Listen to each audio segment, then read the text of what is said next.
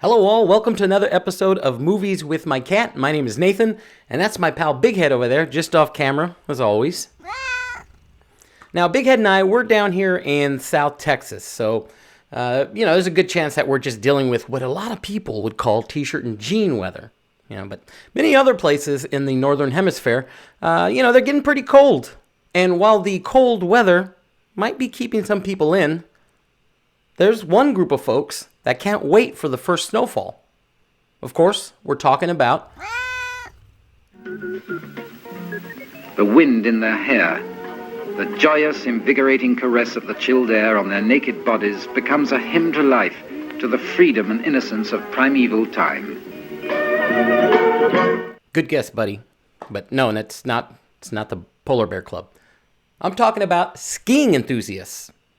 That's who's excited for the first snowfall of the season. And today's feature has a clutch of skiers ready to shred some ice. But since it's also a slasher from the late 80s, there's also some Polar Bear Club-like nudity in the mix. And while there's nothing unexpected about a slasher with nudity, right, there is one very unexpected actor appearing in the buff. And she and all of her snow-loving friends are in mortal danger.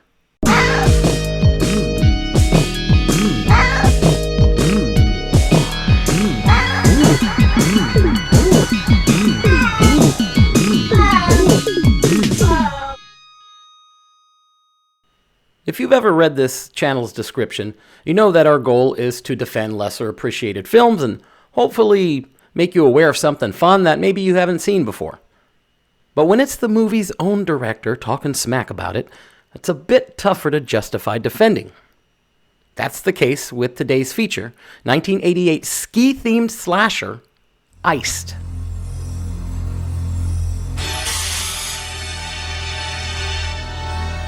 Jeff KWITNY is the director of ICED, and he is officially on record as saying he's pretty sure the crew had more fun making it than anybody will ever have watching it.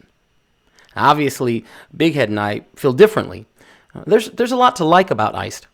However, Jeff KWITNY is a fairly learned man, and his assessment of his own movie is often agreed upon by those that have seen it.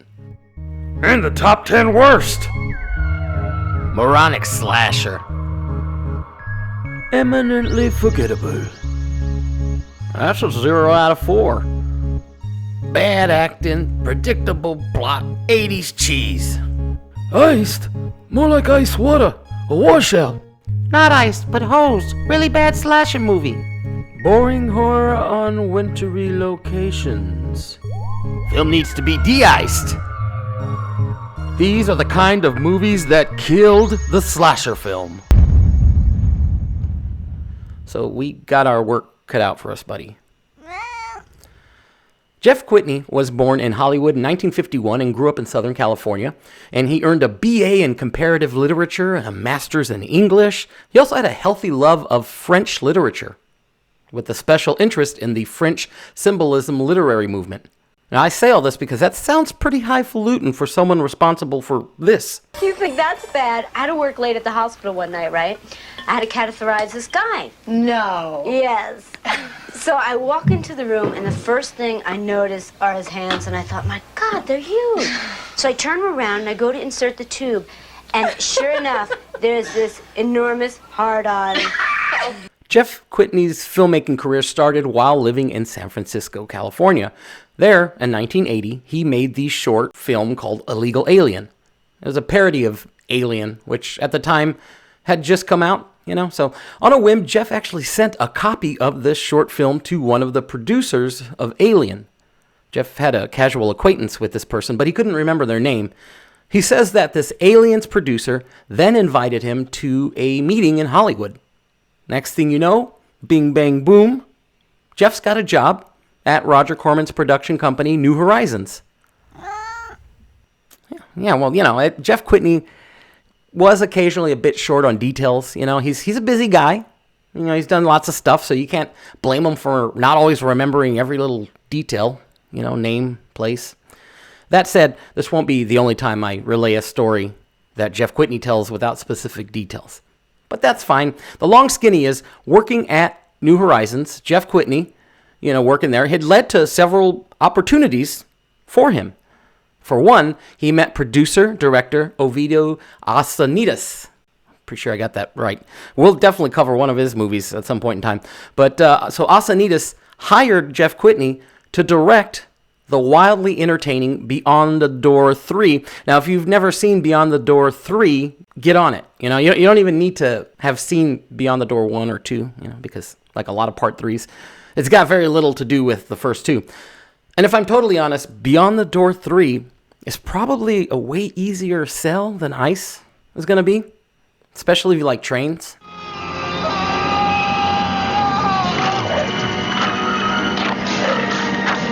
Another fortuitous encounter at New Horizons for Jeff Quitny was meeting an actor named Joe Johnson. Now, Joe Johnson was in several cool movies, including the 1982 slasher Slumber Party Massacre. Now, he also happened to be the guy that wrote ICED. So, without that bing bang boom, we wouldn't even be here talking about ICED. Jeff Quitny would go on to write scripts for several awesome 90s cartoons, from the wildly popular Animaniacs and Pinky and the Brain, to the more cult favorites, like Street Sharks and these gnarly guys.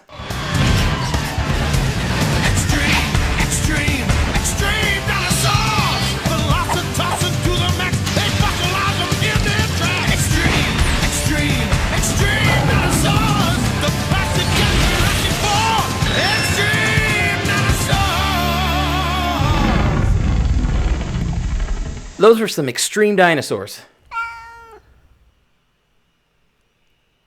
Oh yeah, that's a lot more leather goth than I remember.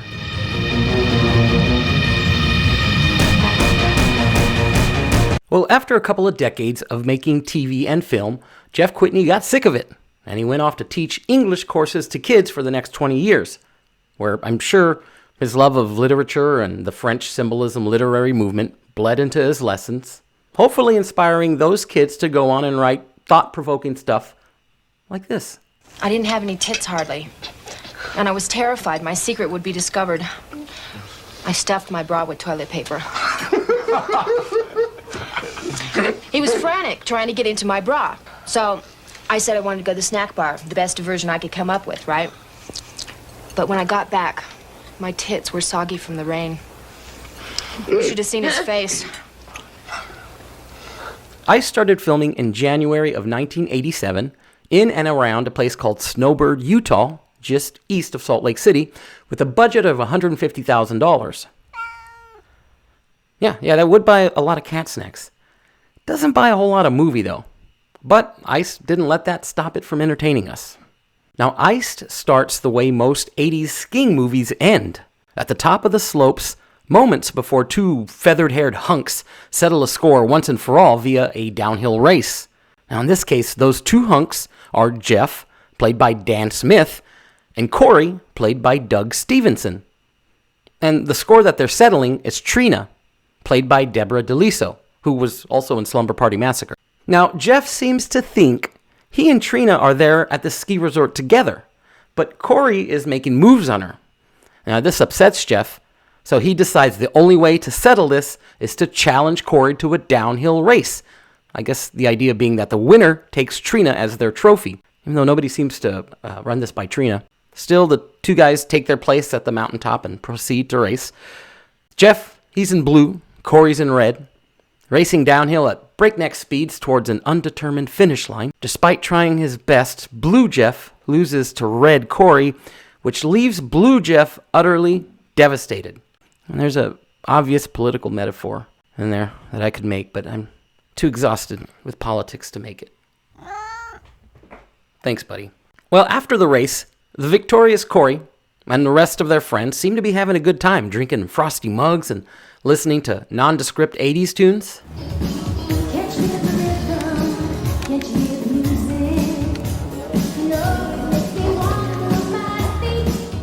Jeff, on the other hand, is extremely bitter about losing. He also drinks a whole bunch, but he's not having a good time. We also see him talking to someone, but we're never shown exactly who Jeff is pouring his heart out to. Oh, well, I'm sure it's not important, and it'll have no bearing on the plot of ICED in any way. Later, we see Jeff clutching a bottle of booze sulking like a kid without a date to the cotillion, when his pity party is interrupted by the distinct sounds of flirtatious giggling coming from the next room. It's Trina and Corey, of course, getting better acquainted, and Jeff can't handle it. He breaks into their room to confront them. Jeff!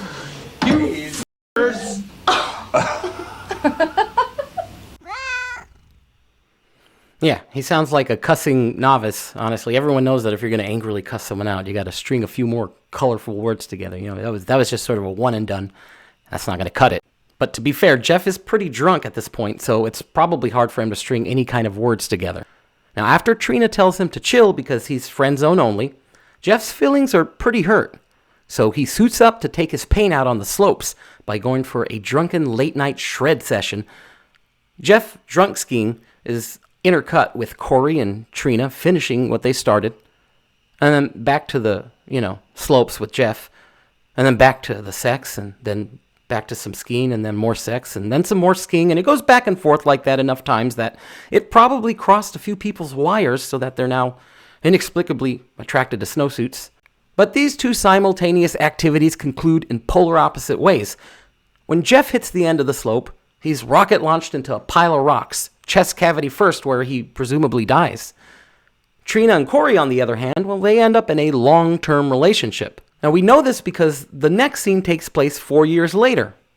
See, it says it right there, where we see Corey and Trina riding together in a car along with their friend Jeanette. Now, you might not recognize Jeanette here, but maybe you recognize the name of the actor that plays Jeanette, and that's Lisa Loring, the same Lisa Loring that played Little Wednesday Addams on the classic TV show The Addams Family. Like a lot of underappreciated films, this driving scene in ICED is pretty long. So there's a lot of information covered here, including what Jeanette would do for a free microwave. I once drove 200 miles to get a free microwave oven. But the pertinent information to take away from this driving scene is this. The group of friends were sent an invitation for a sneak peek to an exclusive new ski resort called Snow Peak. It was actually sent as an invitation to a sales pitch for a timeshare, but if you sit through the timeshare sales pitch, you get a free weekend there. Honey, why don't you get out that letter on Snow Peak and see what they have to say for themselves?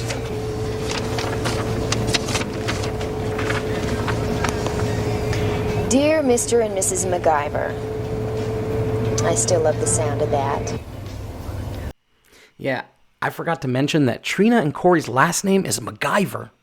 And yes, the 80s mega hit TV show MacGyver was already on the air when they started filming ICED. It was like in its third season by then. So the choice to go with MacGyver is puzzling, but it's also pretty great. It's also revealed that they're going to meet old friends John and Diane and Jeanette's boyfriend Eddie there at the timeshare. Oh, and also Eddie and Jeanette, they're not on the best of terms. But maybe most importantly, we learn in this car ride that none of them are quite sure who invited them all to this timeshare sales pitch meeting thing, or how they got on the mailing list for it. Hey, how did we get on their mailing list? These people, they buy lists from ski shops, they get the register books from the resort hotels. Oh, yeah. Now we go from the interior of that car to the interior of another car. Now this one has a mustachioed man doing a terrible job of smoking a cigarette and driving. And I'll be honest, I wasn't quite certain who he was supposed to be right away.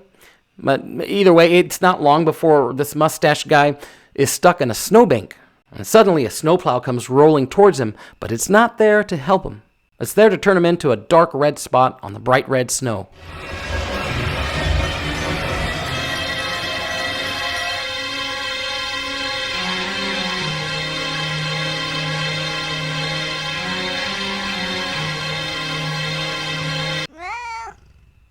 Yeah, poor unnamed character.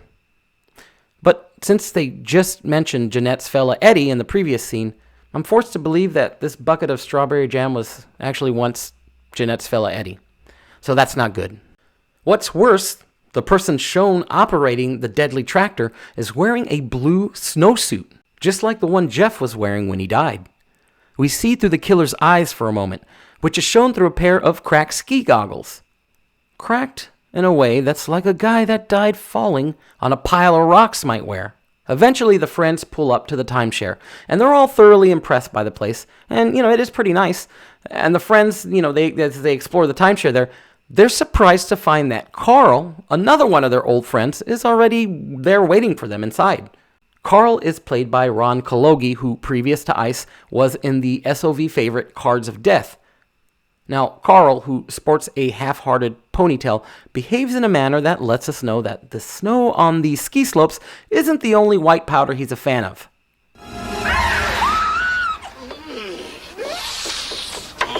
Jesus H. Carl! You scared the shit out of me!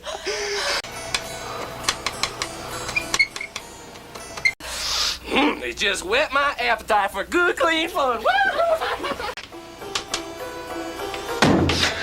I'll give him points, though, for style, because later in the movie, he takes a pretty big fashion swing here with his cowboy hat, fur coat, and cop shades. That's a combo right there. Carl tells the group that he actually met the guy that invited them all there. It turns out he's just a real estate agent, and he'll be there later to give them the timeshare sales pitch. But until then, they got to kill time somehow, right? So the guys, they go skiing, and the ladies, they cook dinner. And it's actually something we get to see almost in real time.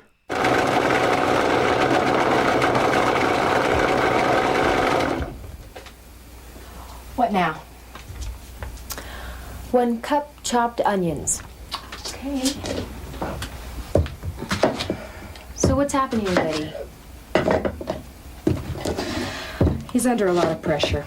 By the way, seeing inane activities carried out in real time, that's a telltale sign that you're watching something fun.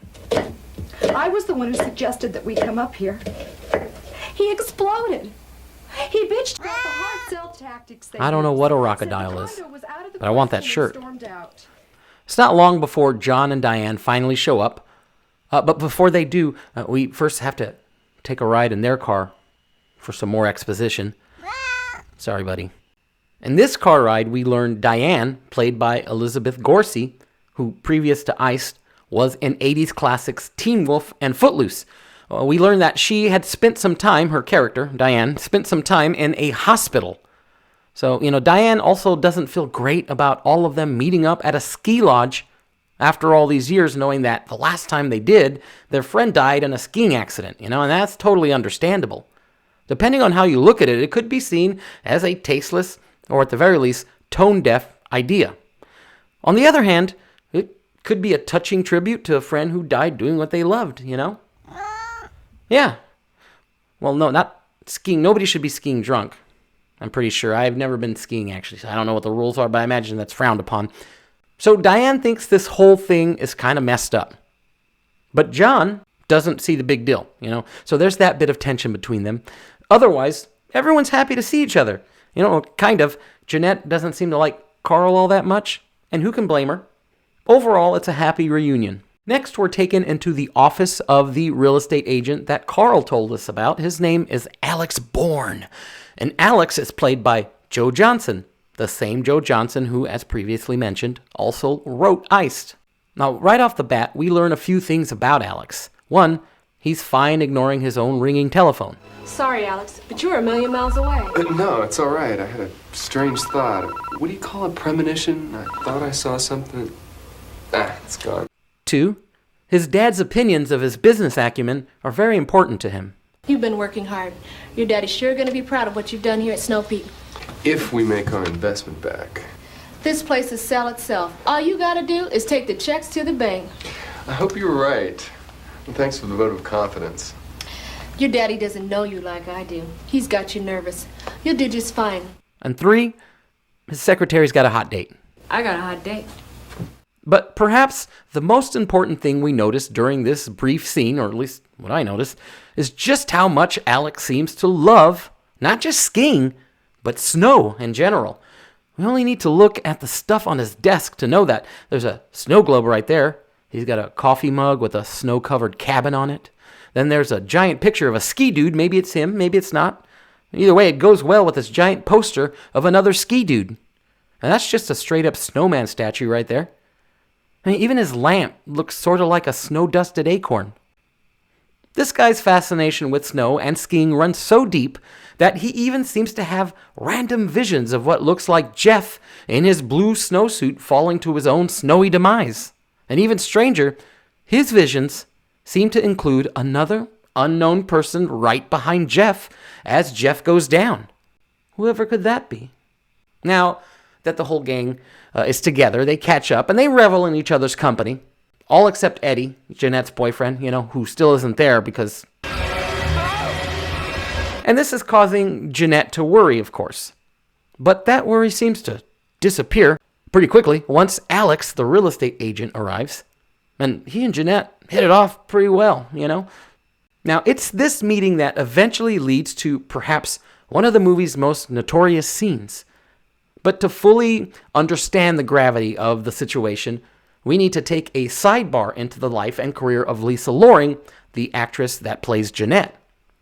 Now, admittedly, this is going to be a bit of a journey, and we'll be talking about several sensitive subjects, including substance abuse and mental health issues, self-harm, and a lot on the subject of the adult film business. So, if you don't want to hear any of that, you can just fast forward to this timestamp right here. As previously mentioned, Lisa Loring was far and away best remembered as Wednesday Addams in the 1960s TV series The Addams Family. She was only 6 when she got that role. Now, the history of film and television is littered with examples of child actors who came out broken on the other side of childhood.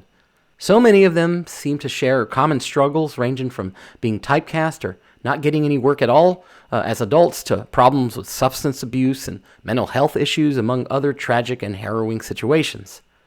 Lisa Loring experienced every bit of that unfortunate ex-child actor stereotype. She didn't have much luck landing roles after The Addams Family went off the air in 1966. She did a few things here and there, including reprising her role as Wednesday Addams in the 1977 NBC Halloween special, Halloween with the New Addams Family. But in the intervening years, it wasn't just her professional life that had drastically changed. When Lisa was only 15 years old, she married 23-year-old Farrell Thomberg and became pregnant with her first child. About a year later, Lisa's mom, who struggled with alcohol problems, passed away due to complications from alcoholism. Soon after, Lisa's young marriage came to an end. The 70s were tough on Lisa, and the 80s weren't any easier. Career-wise, there was still not much coming in. She did have a run on the daytime soap opera As the World Turns, playing a character named Cricket Montgomery, starting in 1980. The following year, Lisa gave birth to her second child with her second husband, actor Doug Stevenson. Yeah, well, the name Doug Stevenson should sound familiar because I just mentioned it a few minutes ago. Doug Stevenson is the actor portraying Corey in ICED. No, this is not where they met. Oh, no, they were already divorced while filming ICED, which actually sounds pretty stressful. But by all accounts, the cast of ICED seemed to get on fine. Now, that second marriage to Doug Stevenson ended in 1983, and so did Lisa's run on As the World Turns. Soon after, Lisa's resume got real interesting. If we're looking at IMDb, we see Lisa's next acting role doesn't come until 1987. But if we scroll down, we see that starting in 1985, Lisa has a few credits in the makeup department under the clever pseudonym of Maxine Factor. But it was for the kind of movies you'd find tucked in the back of your dad's sock drawer next to his rolling papers.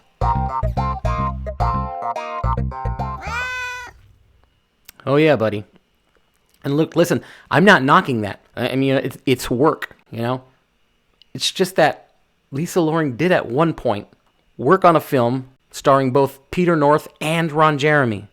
And it's unsettling to think about the kid that used to play Wednesday Addams growing up to apply concealer to the faces of both Peter North and Ron Jeremy. Oh, God.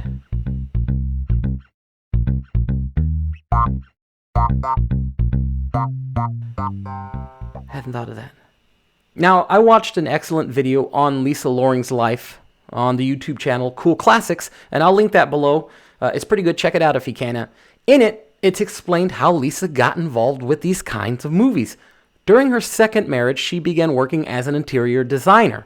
Now, this skill would come in handy when Lisa met a director who was in need of some set design work, for a rented mansion that he was going to film in. This director was a fellow named Hal Freeman. The thing about Hal Freeman is he was a prolific maker of your dad's sock drawer movies. One of his most successful films, so eloquently titled Caught from Behind, was literally the second sock drawer movie I'd ever seen in my life. And I'm not making that up. And yes, I did find it in my dad's sock drawer next to his rolling papers. And no, it wasn't the only Hal Freeman title that I'd find in there over time. I guess my dad was a big fan. Eventually, there would be 25 Caught from Behind movies. Yeah, that's quite the extended universe. 25! And that's not even counting the Caught from Behind best of compilations, So Hal Freeman, he ends up requesting Lisa Loring's interior design services a number of times. On one of those occasions, the person that was hired to do hair and makeup, they just flaked. They just didn't show up at all. So Lisa kindly stepped in and offered her assistance there. And she definitely knew her way around a can of Aquanet, back then. I mean, look at that head of hair there. She's more than qualified for that job. In one case, Lisa even helped rewrite some lines of dialogue on a feature called Tracy's Big Trick. I don't have any details on what line those might be. I wish I did. But for fun, let's just say it's this one. Okay, I think women are aliens. I think they're crazy for giving their away for free. I think just are from another planet. Now you have to think like that. Okay? You're an alien. You're a devil from another planet. Okay, I want you to come down out of the clouds. I want you to float down on this angel. I want you to use this whip. So now Lisa's got a writing credit. Working for Hal Freeman eventually leads to Lisa getting hired as the sales manager for a production company called Caballero Home Videos. Now, back in the 80s, Caballero Home Video was a major player in the distribution of your dad's secret videotape collection. Their movies had big names in the biz, like Nina Hartley, who my dad liked a lot, Christy Canyon, Sika, Ginger Lynn, Amber Lynn. Not Jeff Lynne. He's the guy from Electric Light Orchestra, and he's got nothing to do with it. Now, Lisa definitely did meet and befriend the talent on some of these sets, just like you would on any other job. And just like any other job, sometimes you end up falling for a coworker. In Lisa's case, that coworker was an adult film star named Jerry Butler, and he would eventually become Lisa's third husband. Now, you might be thinking, it seems like Lisa is getting closer and closer to the world of adult movies, which might lead you to wonder, how much longer before Lisa Loring just ends up in one of Hal Freeman's movies? Well, the answer is not long, but not in the way you might think.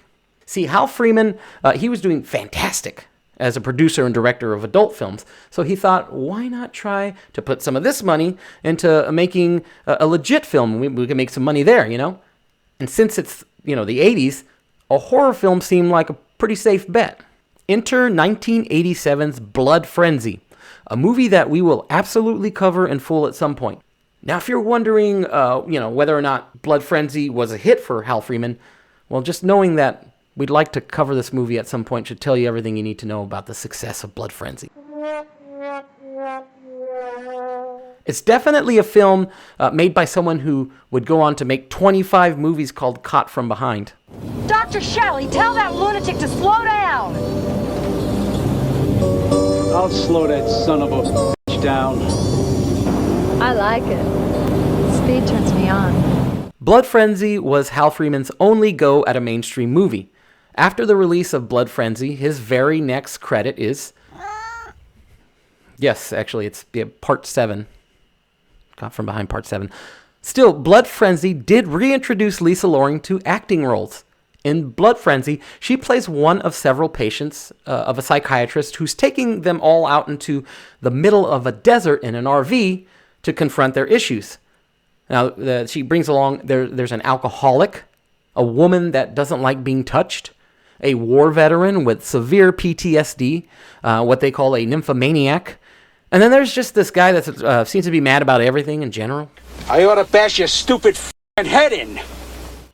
And what's Lisa's character's problem that the psychiatrist is going to, treat her for? Well, she prefers the company of women. It's a movie with lots of head-scratching nuttiness, and we highly recommend it. Now, despite Blood Frenzy being a Hal Freeman movie, there's minimal nudity in it. And despite Lisa Loring seeming to edge closer and closer to the adult film industry, she doesn't actually get nude in this movie. She gets pretty close, close enough that I have to use a censor bar to show you this scene, because what she's wearing is see-through, but technically she keeps her clothes on. Soon after Blood Frenzy, Lisa appeared in the 1987 action flick Savage Harbor. Savage Harbor stars Frank Stallone, and it's better than the first half of that sentence would have you believe. And it was directed by a guy named Carl Monson.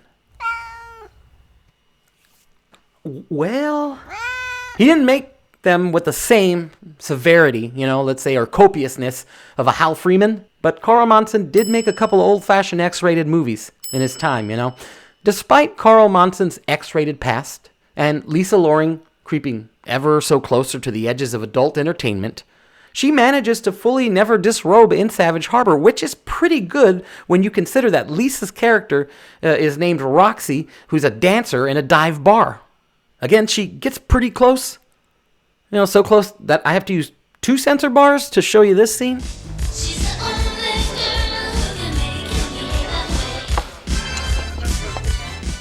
Now, the very next movie that Lisa makes is ICED. Now, before I get back to ICED and the scene that brought us here to this whole sidebar, let's get into how the 90s treated Lisa Loring. As mentioned, Lisa met and fell in love with adult film star Jerry Butler. I haven't said it yet, but over the course of researching this episode, I've found Lisa Loring to be an amazing human being. She didn't always make the best decisions, not always, but who amongst us has made the best decisions always, right? And in the midst of turmoil and trauma, Lisa always seemed to be trying to help others in need, and even maybe when a person didn't always seem to deserve it, Lisa was trying to see the good in them. Nowhere are all of these things more apparent than in her relationship with Jerry Butler. Lisa and Jerry married in 1987, and while Lisa understood who she was marrying, she also agreed to marry Jerry under one circumstance. I'll actually let Lisa herself explain what she means, and this is from her and Jerry Butler's appearance on the Geraldo show in 1992. When we first met and began our relationship, we had an agreement that he would not, absolutely not continue doing porno movies. I'm a very monogamous person. I am not promiscuous. I do not believe in it. I didn't judge him for what he did, but if we were to carry on this relationship, I would not remain with him if he continued to act in the adult business and have sex with other women. He agreed. I found out about 8 months after we were married, 8 months is about a year and a half after we were together, that he'd been doing them behind my back, and I left him. And you know something? She's right. She's right. I thought I was going to be able to just say, oh, I love you, I do, and get out. It's very tough.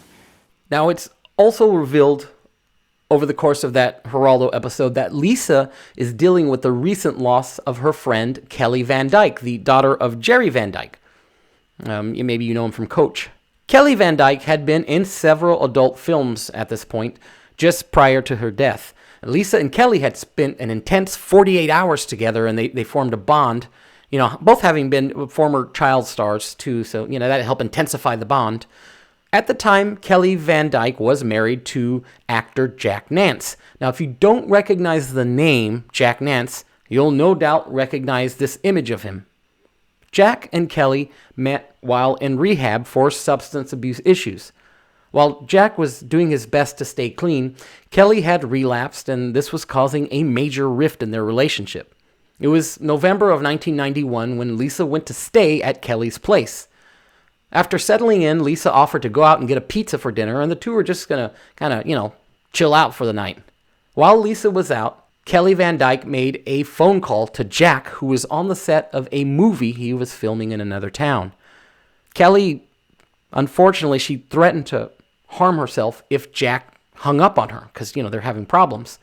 While in the middle of this conversation, a local thunderstorm where Jack Nance was filming this movie knocked out the power lines. Fearing the worst, Jack left the film set and went to the local police to see if they could contact the police where Kelly was to do a welfare check on her, make sure she hadn't hurt herself. By the time Lisa got back with the pizza, she walked into the horrific scene of her new friend gone by her own hands. The news was relayed to Jack Nance, who was heartbroken, of course.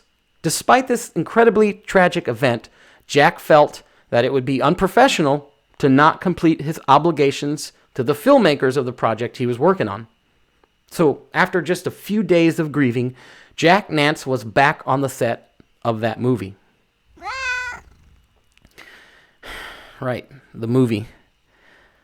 Perhaps one of the more tragic and ludicrous details of all of this is the movie that Jack was working on when he lost Kelly and subsequently went back to work to, probably too early, some would argue. That movie was Meatballs Part 4. All right, chicken, you guys are talking about with cars here? Cars? We don't need no stinking cars.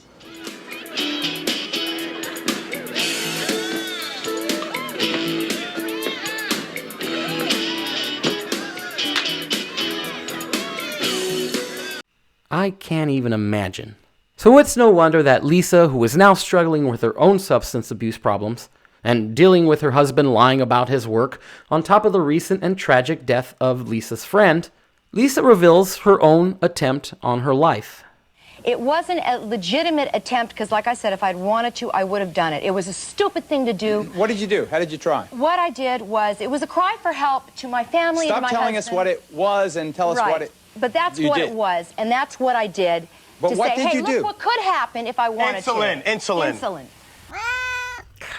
God, you got just a massive, massive D-bag. Okay, well, we'll get back to ICED in just a sec. But just to close out this section of the story, in 1992, Lisa would eventually do what was beginning to feel like the inevitable. She appeared in an adult film. It was called Laying Down the Law. And yes, her husband, Jerry Butler, was in it. And they do have a couple of scenes together. In fact, here's an uncensored look at one of those scenes. I'm sorry. You're right. You're right. But I want to file this case. You're backing the wrong horse here, buddy. He's a cop. I'm just a hooker. And I'm a lawyer for 10 years. And I know the system. And I know the politicians. And I know the judges. And I know the cops. And I know how they operate, they greedy motherfuckers. And I do also know the people on the outside the streets. They know time. They know what time it is. I want to represent you. I want to file this case.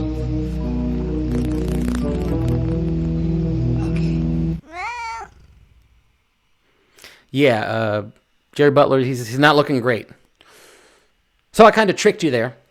Despite playing a sex worker in a skin flick, as Big Head likes to call him, Lisa doesn't do any sex scenes, nor does she get nude in any way. The same year as the release of Laying Down the Law, Lisa and Jerry would divorce. Lisa would then remarry and divorce one more time before her death on January 28th of 2023 at the age of 64 due to complications after a stroke. Now, according to an interview her eldest daughter gave, Lisa Loring, quote, went peacefully with both her daughters holding her hands. That's a lovely send-off for what seemed to be a lovely person. Hey, thanks for making it this far into the video. If you'd like to help support us, perhaps you could comment or subscribe. That would be great. All right, back to the skiing. All right, so if you skipped ahead past all of that stuff, I don't blame you. It was all very depressing. But at least just to recap, Lisa Loring had it rough. She got very close to the adult film industry, but she didn't really do it. She did and she didn't. And, she passed away peacefully in her bed holding her kids' hands. I think that's the biggest takeaway here. And also, I found that Big Head too, found that we really loved Lisa Loring as a human being. But anyway, so she made some odd choices here at this point, and now we are here, all right, back to this notorious scene in ICED. So by now, you probably have already guessed, or maybe you already know, that this scene involves Lisa Loring as Jeanette disrobing for the camera. Now, one of the issues that director Jeff KWITNY had with ICED was that he felt like there was a lot of footage that was simply added just for padding's sake, just to pad the movie a little bit, And many times, most times, honestly, a movie the caliber of ICED will just use a scene of a car driving around. We certainly get our share of car rides in ICED. And it's a tried and true method, of budget filmmakers everywhere.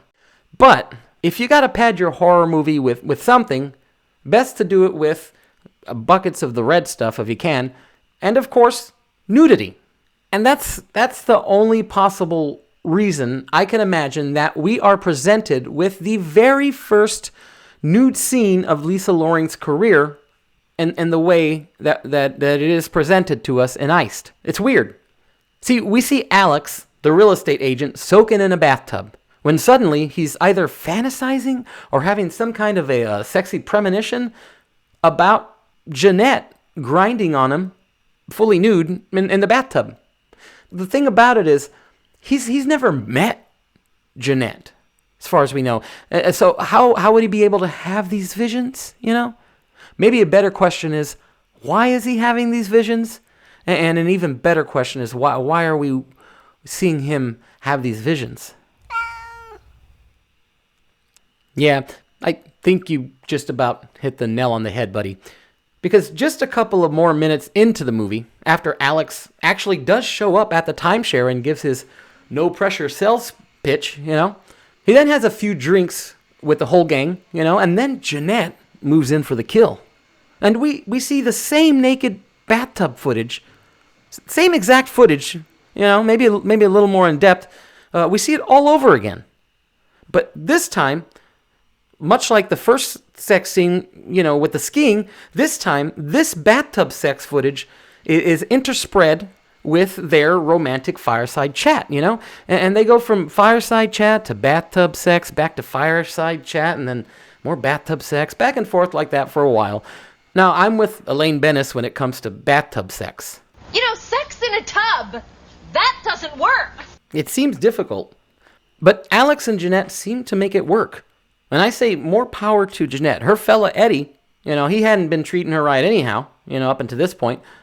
But I also say there was more of Jeanette shown than I thought I'd see. Yeah, well, yes, up tops and downtown, big head. Yeah, pretty much. But I imagine if you're an ex-child star trying to change your image, that's one way to do it. So I guess, again, more power to Lisa Loring. Two, a short time after the bathtub frolic, the phone rings, and they're there at the timeshare.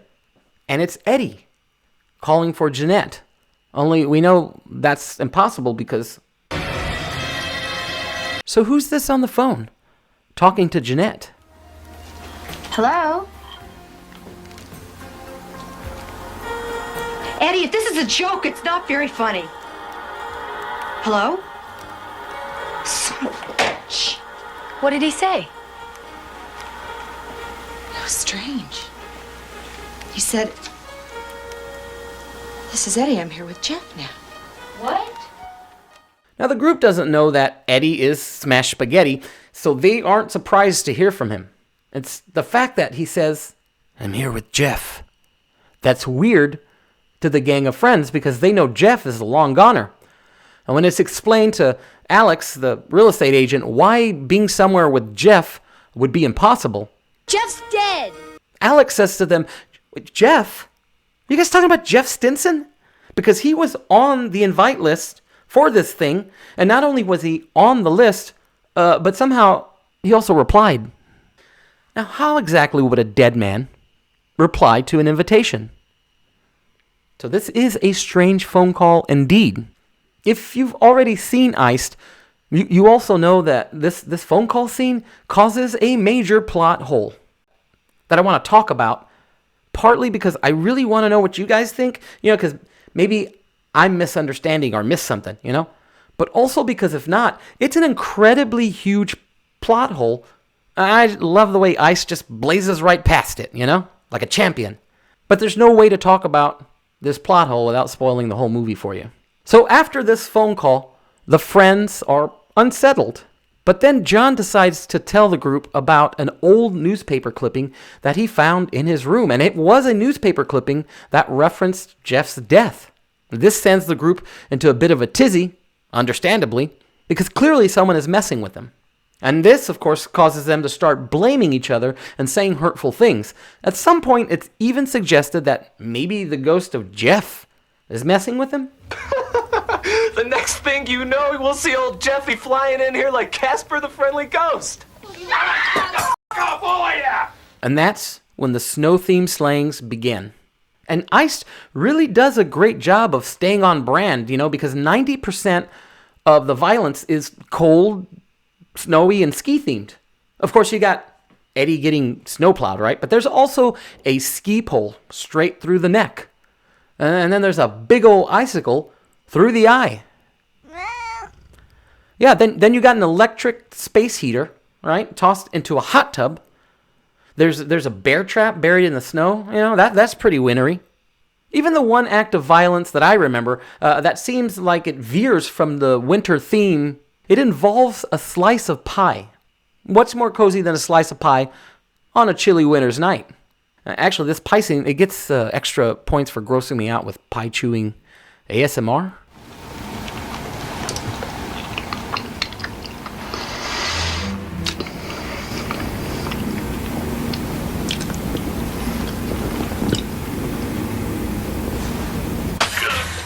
But the question remains, who the heck is carrying out all of these wintry slayings? Could it be that Jeff never really died and he just simply waited years to exact his revenge? Or is it someone in the Friends group?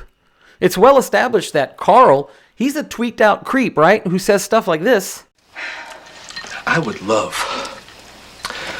to make the blood pulse hard in your veins again. And this. I'm taking a shower, then crashing when's dinner. An hour? How would that even work? I mean, who goes to sleep and then eats dinner? Oh, yeah, I guess that's true. Well, even if you figure out the killer's secret identity, I guarantee you'll never see the end coming. Not in a million years. Mostly because it makes zero sense. But lucky for us, we're not here to make sense of things. We're like the Friends in ICED. We're just here to have a good time. One last thing, and it's another story director Jeff Quitney tells. It's a little light on details, but it's too good to not tell. It's from an interview that I'll link in the description here. Jeff says that a little after ICED was done filming, the executive producer for ICED, a guy named Michael Biber, was walking out of his office one day when out of nowhere, he was struck with an arrow from a crossbow. Apparently, there was a few folks within the production company that they didn't get paid, and they were none too happy about this. So they hired a professional who used a crossbow to get their point across.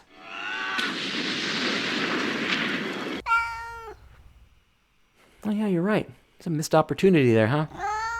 Now this guy, this Michael Biber guy, he did live, but it was a bad enough situation that he spent some time in the hospital for it. And then the film's first assistant director was holding the master tape hostage, basically, so Jeff Quitney had to hire a lawyer to get the film back. So not only did Jeff Quitney go through a lot of trouble to rescue ICED, but someone also took an arrow from a crossbow for it. So please, if you haven't already seen ICED, check it out. I watched it on YouTube, You can do that too. Better yet, watch this group of dumb friends with your group of friends. Speaking of friends, Big Head, thanks for hanging out with us today. And of course, thank you so much for watching till the end. It means a ton to me, it really does. Anything else, buddy, that you want to add before we go? All right, that's right. Support your local cat. All right, well, be good to yourselves, and we'll see you in the next episode of Movies with My Cat. Bye, all.